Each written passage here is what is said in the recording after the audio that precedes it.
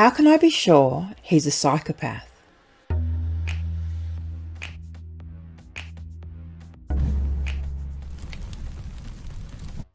Hello lovelies, welcome to Narc Free Formula. My name's Freedom. Thank you for joining me. Today's video is a second part of my previous video, how can I be sure if he's a narcissist? If you went through the criteria of the narcissist and you didn't tick off 5 of the 9 criteria, this video is for you. This video is also for you if you are thinking that your that your partner, person X, is either a psychopath or a sociopath. These are terms that aren't really used that much anymore. These days they have kind of been lumped together under the title of antisocial personality disorder. So here is the criteria. So if you were to go to a psychiatrist, this is what the psychiatrist would be looking for. Of the 9, I think it's 9, sorry, of the 7, you need 3 or more of the following criteria. So I'll just read this first little bit. So this is from the DSM-4. So this is the Diagnostic Statistics Manual that psychiatrists actually use when they're diagnosing. Not that I'm a psychiatrist, not that anyone should be diagnosing anyone, but if you're in a situation where you can't afford to go to a psychiatrist, or your person is not going to a psychiatrist and you have questions and you have doubts, this video will help you to be sure if he is a psychopath or not. All right, so the first little blurb says there is a pervasive pattern of disregard for and violation of the rights of others occurring since the age of 15. That's an important thing, the age thing, as indicated by 3 or more of the following.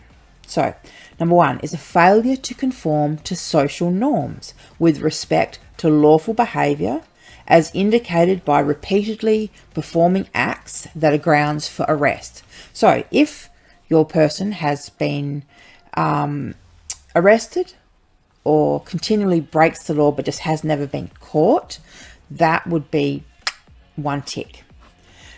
Point 2, deceitfulness. Oh, actually, just going back to point 1. So just quickly, I'm not talking about kind of political breaking the law, because what I'm talking about is consciously knowing that there is a rule, there's a law, there's a reason why, and just not caring. So like I said, I'm not talking about people who are activists who break the law to, try and have social justice or change. That doesn't count. But this breaking the law because you just don't care about the society that you live in, that's a tick. All right, number 2, deceitfulness, as indicated by repeated lying, use of aliases. So, John Smith might be Johnny Little, Johnny Be Good. He might have a whole lot of names that he's known by. Black John. People might know him as have actual totally different names. So John Smith might be Paul Stewart. Totally different names. So use of aliases, conning or deceiving others for personal profit or pleasure. So the psychopath is the one who will get off on stealing from you. It's the violating of another person, the feeling of power and control they get when they take something from you that doesn't belong to them. They might not even really want it. It's more the taking of it from you that gives them power, that makes them feel good about the whole act. So, number 3, impulsivity or failure to plan ahead. So then the psychopaths are the ones who, they don't ever have, home insurance, life insurance. They don't think about that stuff, or they drive unregistered, unlicensed. They're not worried about their health or what's going to happen in the future. Like, they just don't plan ahead. Now, lots of people just don't plan ahead. That doesn't make them a psychopath. You remember, you need 3 or more of the following. All right. Number 4, irritability and aggressiveness, as indicated by repeated physical fights or assaults. So we all get, aggressive. No, sorry, we all get the other one, irritated, occasionally. And sometimes people do get aggressive, but it's a rare thing. As a general rule, most of us, we keep ourselves under control, whereas the psychopath allows their irritability and their aggression to get them into trouble. So they will get into fights. They will bully people.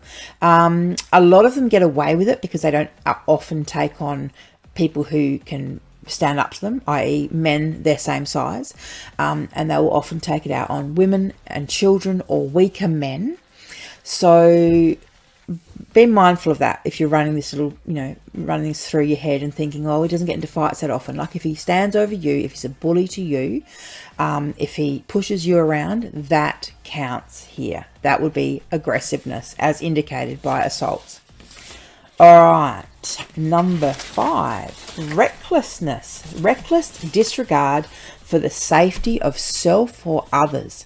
So the psychopath is the one that drives super fast, that, has the road rage, that plays, uses their car as a weapon, that plays dangerous games. They play really hard and they play really rough.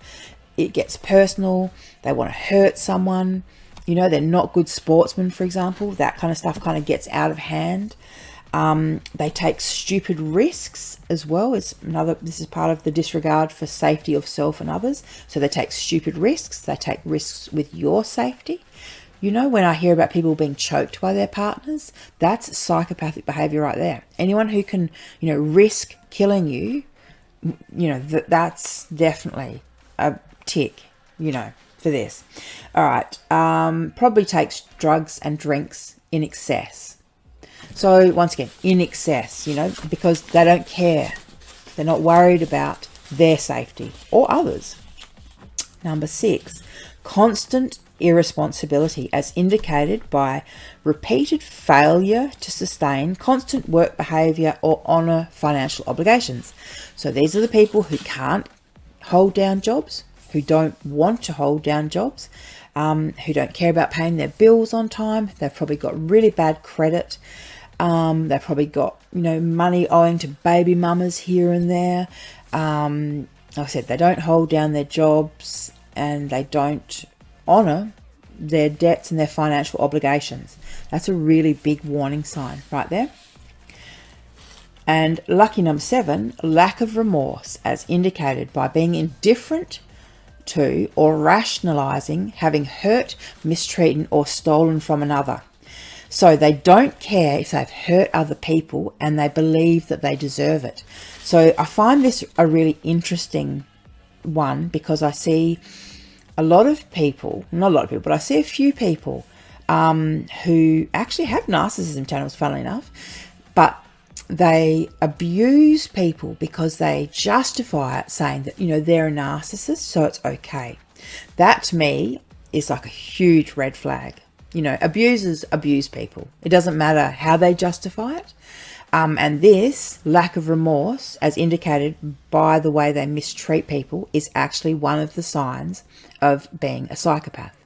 So it doesn't matter, for example, when a non-disordered person like you or I, when someone, does something that we don't like, we don't use that to justify treating them badly, abusing them, taking things out on them, being violent towards them.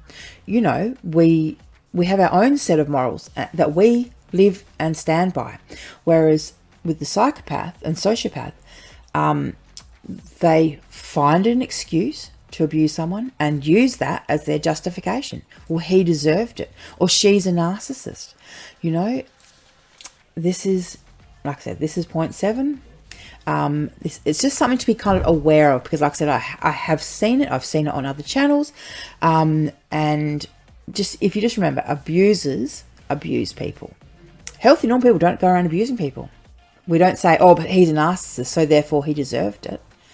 We say he's a narcissist, I'm going to stay away from him. I mean, sure, we might call him a dickhead or something, whatever.